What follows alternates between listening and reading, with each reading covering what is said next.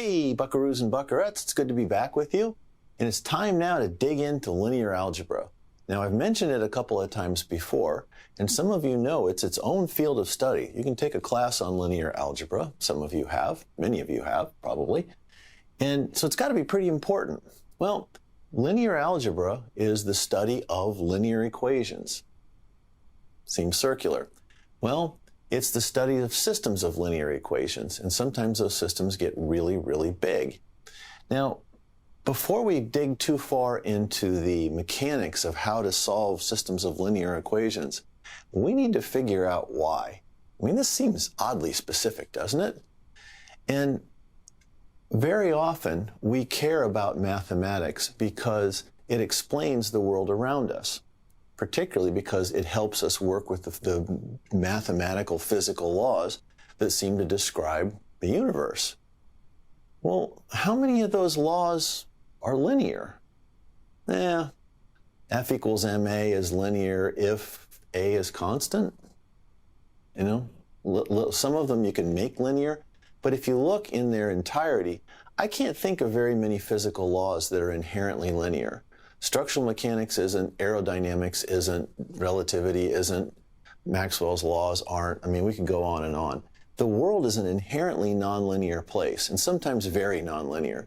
So why do we care about this? Well, it turns out that these nonlinear equations that describe what's going on around us pretty much everywhere can be linearized, and sometimes very well. We do that a couple of ways. One of them is to solve the equations over very short times and step forward in time. Another one is to solve them over very short distances and move out that way. Sometimes there's one term in there that's nonlinear in the equation, and we can either modify it or ignore it and still get about the right answer. So if you're willing to live with an approximate answer, you can linearize an awful lot of things. The example you might know about is finite element analysis. I think I mentioned this once before.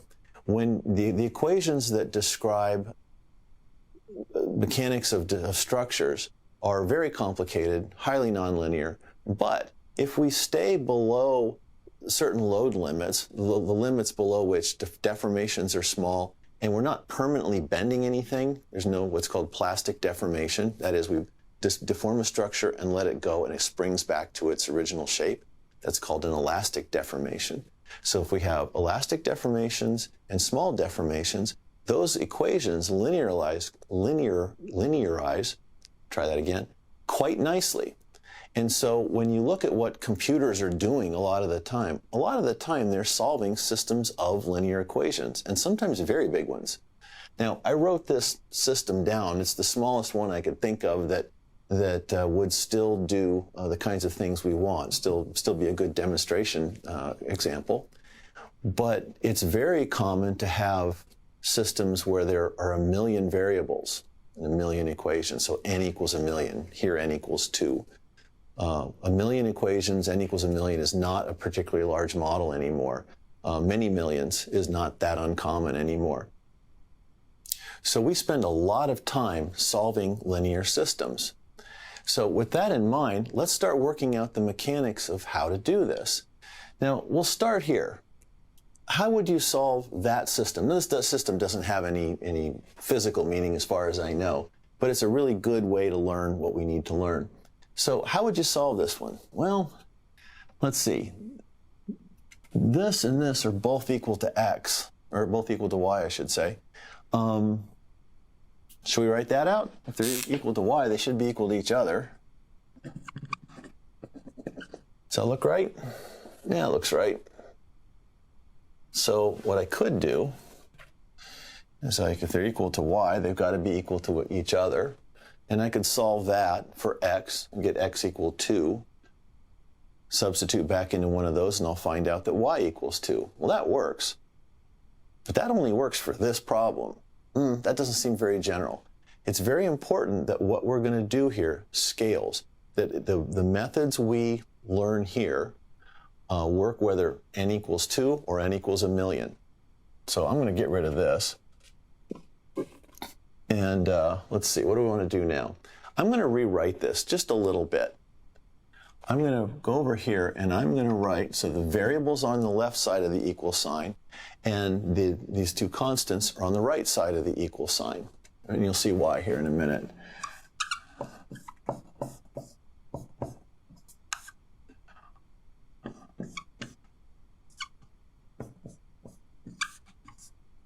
All right, let's make sure I got that right. I have my cheat sheet up on above my monitor right there, so I'm just double checking to make sure I got this right. Give me a second here. Okay, I have it right. Well, all right. What kinds of things am I allowed to do to these equations, by the way, in the act of solving them? There's these things called row operations, and you'll find out why here in a minute, why they call them row operations. Well, what these describe is what algebraic things I'm allowed to do to systems of linear equations in the process of solving them. Well, let's see. I can change the order if I want to. Does it matter that I wrote that equation first and that one second? I could flip them over, and that isn't going to change the answer any at all. I mean, mathematics certainly doesn't care, so that's okay. I can multiply by a constant. Oops.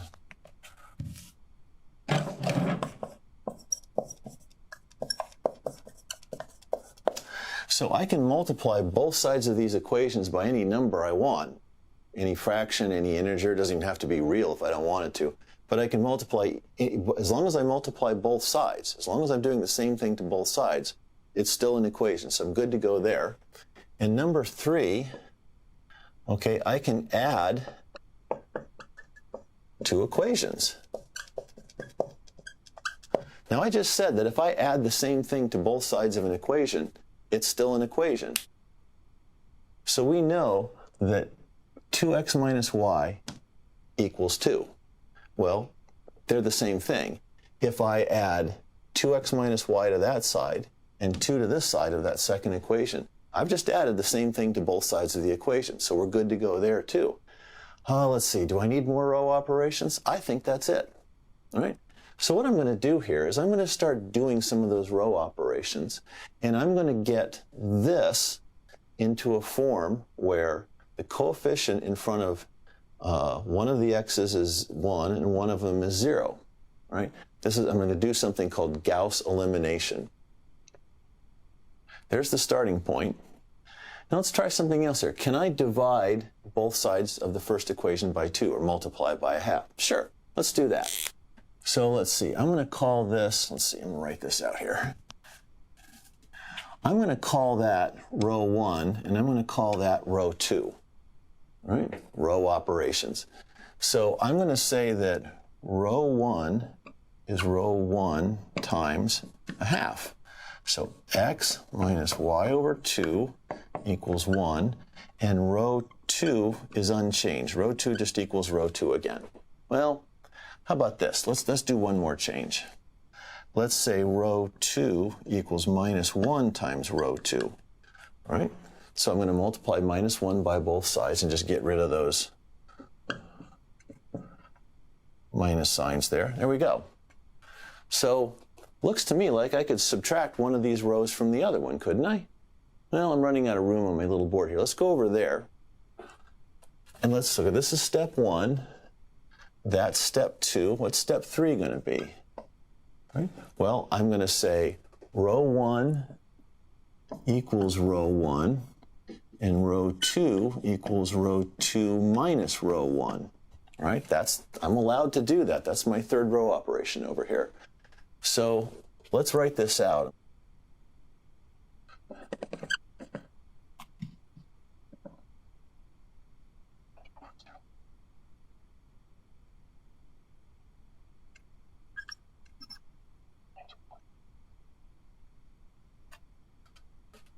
All right, it's a little small over here, but I've got that written out.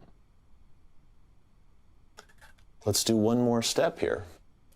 I'm going to get rid of this, and let's do step 4. All right, row 1 I'm going to leave alone. So row 1 just equals row 1. I'm just going to rewrite that. And I'm going to say row 2 equals 2 over 3. times rho 2. All I did was multiply by a constant, so I'm allowed to do that too. And what I'm going to wind up with here, y equals 2. Well, look at that. I already know what that is.